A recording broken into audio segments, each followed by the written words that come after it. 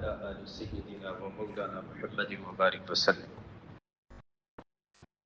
عن أبي سعيد الخدري رضي الله تعالى عنه قال قال رسول الله صلى الله عليه وسلم ما من نبي إلا وله وزيران من أهل السماء ووزيران من أهل الأرض فأما وزيراي من أهل السماء فجبريل وميكائيل وأما وزيراي من أهل الأرض فأبو بكر وعمر رواہ الترمذی. حضرت سیدنا ابو سعید خدری رضی اللہ تعالیٰ عنہ بیان کرتے ہیں کہ رسول اللہ صلی اللہ علیہ وسلم نے ارشاد فرمایا ہر نبی کے دو وزیر آسمان والوں میں سے ہوتے ہیں اور دو وزیر زمین والوں میں سے. میرے بھی اسی طرح ہی معاملہ ہے. دو وزیر جو آسمان میں ہیں وہ جبرائیل اور میکائیل ہیں.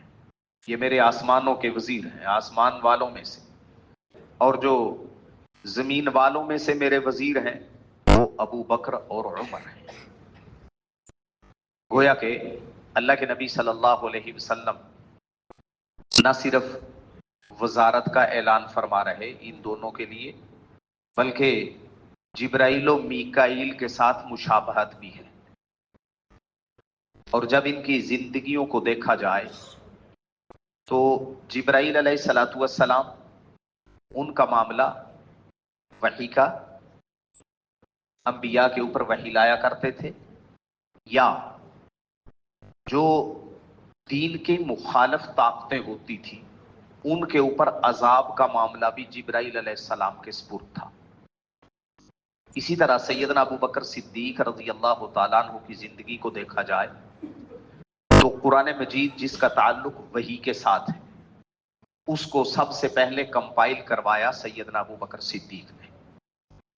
اور جو دین دشمن طاقتیں تھیں جن میں سب سے بڑا فتنہ مسیلمہ کذاب کا تھا، نبوت کا دعویٰ کر دیا، اور دوسرا زکوٰۃ سے لوگوں نے انکار کر دیا، تیسرا تھڑا تھڑ جو نئے نئے مسلمان ہوئے تھے وہ مرتد ہونے لگ گئے.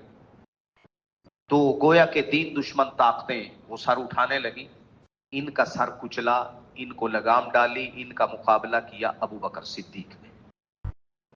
جیسے جبرائیل علیہ السلام کے جو معاملات تھے اور میکائیل علیہ السلام ان کا معاملہ ہے معاش کا، معیشت کا.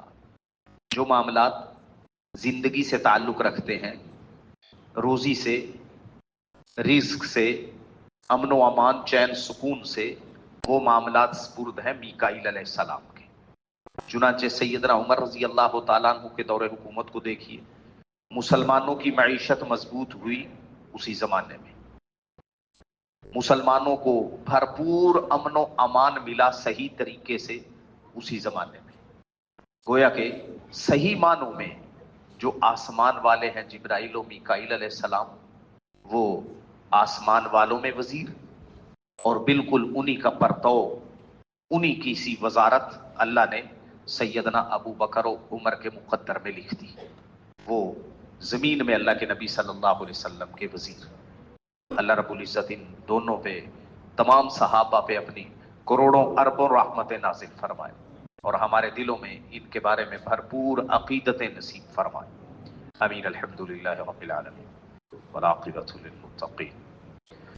اللهم صل على سيدنا ومولانا محمد وعلى آل سيدنا ومولانا محمد. ربنا فاغفر لنا ذنوبنا وكفر عنا سيئاتنا وتوفنا مع الأبرار. يا عزيز يا غفار يا ربنا. اللهم أحسن عاقبتنا في